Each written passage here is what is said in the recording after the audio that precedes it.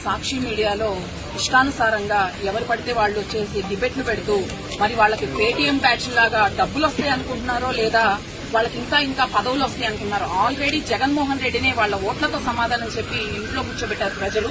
వాళ్ళకి ఇంకా కొంచెం కూడా ఇంగిత జ్ఞానం లేదు. ఆ రోజున 3 రాజధానులు అని చెప్పి ఏ రాజధానిని పూర్తి చేయకుండా ఒక రాజధానిలో కూడా ఇటుక కూడా పెట్టకుండా ఇంట్లో కూర్చొని పబ్జీ ఆడుకున్న వ్యక్తి జగన్మోహన్ రెడ్డి.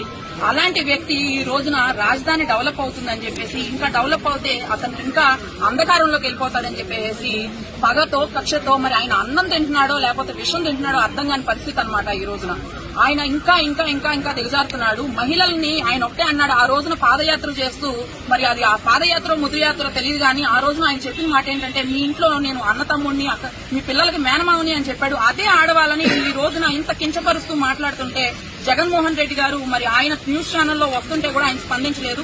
కానీ పరుగున గంజాయి బ్యాచ్ గాని రౌడీ షీటర్లు గాని మర్డర్లు చేసేవాళ్ళు గాని రేపులు చేసేవాళ్ళు గాని వస్తే మాత్రం వాళ్లని పరామర్శించడానికి జగన్మోహన్ రెడ్డి గారికి టైం ఉంటుంది.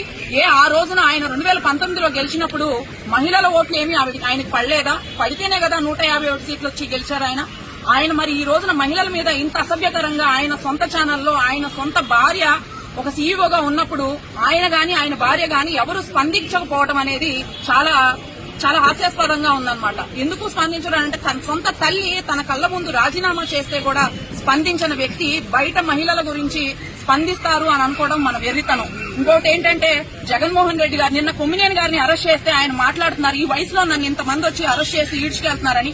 ఇదే కొమ్మినేని మేము ప్రశ్నిస్తా ఉన్నాము. ఆ రోజున 70 ఏళ్ల వయసున్న చంద్రబాబు నాయుడు గారిని అరెస్ట్ చేస్తే ఏసీల్లో కూర్చొని ఇష్టానుసారంగా డిబేట్లు పెట్టి నవ్వుకుంటూ హాస్యాస్పదం చేసి అలా చేశారు స్కాములు చేశారని మాట్లాడిన నీకు తెలీదా అతను ఏం మాట్లాడితే నువ్వు ఏం క్వశ్చన్లు అడుగుతూ నవ్వుతూ ఉన్నావో?